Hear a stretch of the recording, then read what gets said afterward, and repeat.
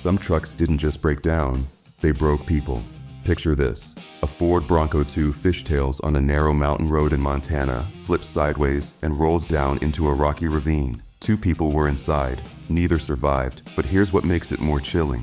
It wasn't reckless driving. It wasn't a storm or a misjudged turn. It was the truck. The Bronco 2 had one of the worst rollover rates in American automotive history, and yet for years, it stayed on the market. This wasn't an isolated incident. The truth is, behind every twisted frame and every roadside memorial, there are trucks built with such dangerous flaws that they ended up writing their stories in blood.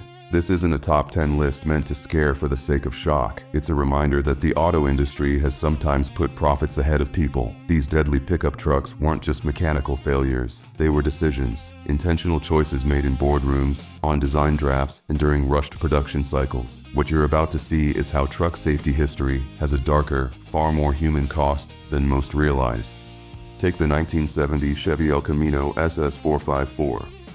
It had all the muscle and none of the brains. It was part car, part pickup, and part liability. The massive powertrain pushed speeds it was never structurally designed to handle. What drivers got was a beast that wobbled and weaved at high speeds, something survivors would later call the death wiggle. Brakes failed, insurance companies refused to touch it. But it was fast, it was loud, and it sold. That was enough.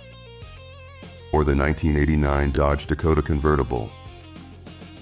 A convertible pickup might sound like a beach cruiser's dream, but in reality, it was a safety nightmare. With no rigid roof support, minor crashes twisted the frame, leaving doors stuck and passengers trapped. Its rain cover barely functioned, and in bad weather, it was almost impossible to drive safely. It wasn't just a design flaw, it was the result of chasing trends over logic. And logic in the world of trucks saves lives. Now picture the International CXT. This wasn't just a pickup, it was a dump truck masquerading as a luxury vehicle. Built off a commercial hauler platform, the CXT had blind spots the size of compact cars and no crumple zones. Driving one through city traffic was like piloting a bulldozer through a shopping mall. But it looked tough, it looked powerful, and for some, that was enough. Never mind the fact that a light rear-end tap could result in an accident that totaled the other car and broke the laws of basic safety physics. Let's rewind even further in time, across the ocean, to a vehicle most Americans have never even heard of, the Reliant Ant. This British 3-wheeled oddity was sold into the 1980s and built for light deliveries. Not safety, but drivers treated it like any other small truck, until it flipped. The front fork design made cornering a gamble, especially in wet weather. Its reverse gear had a known tendency to jerk violently, sometimes lurching the whole vehicle backward without warning. It was a dangerous 3-wheeler design that should have been retired long before it ever hit the road. Then we come to the Nissan Titan Gen 1. Released between 2004 and 2015, it entered the market with bold ambitions to take on Ford and Chevy in the full-size truck war. But under the hood, things were falling apart. Axle seals leaked, electrical systems shorted, and most alarmingly, braking systems sometimes failed entirely under pressure. The Titan had all the signs of a truck safety disaster, but it flew under the radar due to its lower sales volume. A rare, deadly truck model, not because it didn't hurt people, but because not enough people noticed. The Ford F-250, equipped with the 6.0-liter Power-Stroke diesel engine, sold from 2003 to 2007, is a case study in dangerous automotive history. This truck became infamous among mechanics and owners alike. The turbochargers exploded without warning, the engine block cracked under normal towing conditions, and in some horrifying cases, trucks shut off entirely while pulling trailers on the highway. Ford diesel engine lawsuits piled up, but the company blamed it on user error. The result was one of the worst diesel engines in modern memory, where the fault wasn't the user, it was the blueprint. Ram's 2,500 and 3,500 diesel trucks were caught in something far scarier, fires that started after the engine was turned off. That's not exaggeration, it was a known issue with the post-shutdown cooling system, leading to vehicles bursting into flames hours later. The solution from Dodge? Advising customers not to park indoors. Imagine buying a $70,000 truck and being told not to pull it into your garage. That's not customer care. That's corporate deflection, hiding a design flaw with terrifying consequences. And then there's Toyota, a name usually trusted for reliability.